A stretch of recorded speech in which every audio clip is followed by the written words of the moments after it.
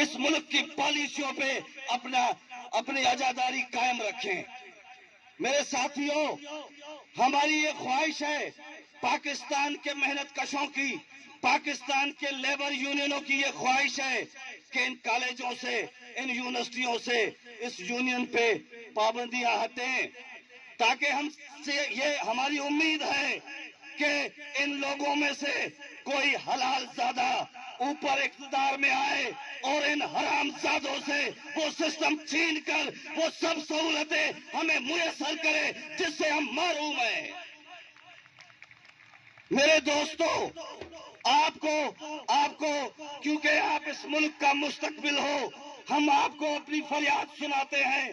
پاکستان کے محنت کش آپ کے سامنے اپنا کیس رکھتے ہیں کہ یہ نااہل یہ گملوں میں اگایا ہوا سیاستدان جب یہ ووٹ لینے کے لیے میدان میں اترا تو انہوں نے کیا وعدے کیے؟ انہوں نے کہا میں 1 کروڑ نوکری دوں گا، اس نے کہا میں 50 لاکھ گھر دوں گا، اس نے کہا میں IMF سے قرضہ نہیں لوں گا، اس نے کہا کہ میں اس ملک سے اسٹوڈنٹ لیڈروں کو پروان چڑھاؤں گا۔ یہ سفید جھوٹ جو اس قوم کے ساتھ بولا گیا، آج یہ کیا کر رہا ہے؟ آج اسٹیل مل سے 10,000 محنت کشوں کو ایک آرڈر کے تحت فارغ کر دیا گیا۔ ریڈیو پاکستان کے دوست آپ ڈی چوک پہ پچھلے 25 دنوں سے دھرنا دے کے بیٹھے ہوئے ہیں۔ 1020 محنت کشوں کو فارغ کر دیا گیا۔ PIA جو پاکستان کے سر کا جھومر ہے، جس نے پورے دنیا میں پاکستان کا نام روشناس کرایا، یہ ٹی وی پہ بیٹھ کر جھوٹ بولتے ہیں کہ ایک جہاز کے پیچھے 600 امپلائی ہیں۔ یہ ان کے منسٹر، ان کے وہ چمچے کھرچے ٹی وی پہ ایک بیلنس شیٹ دکھاتے ہیں کہ ایمریٹس کے پیچھے 300 امپلائیز، ان کے 200 جہاز، اتحاد کے پیچھے 200 امپلائیز، ان کے 200 جہاز، PIA کے 30 جہاز اور امپلائیز 600۔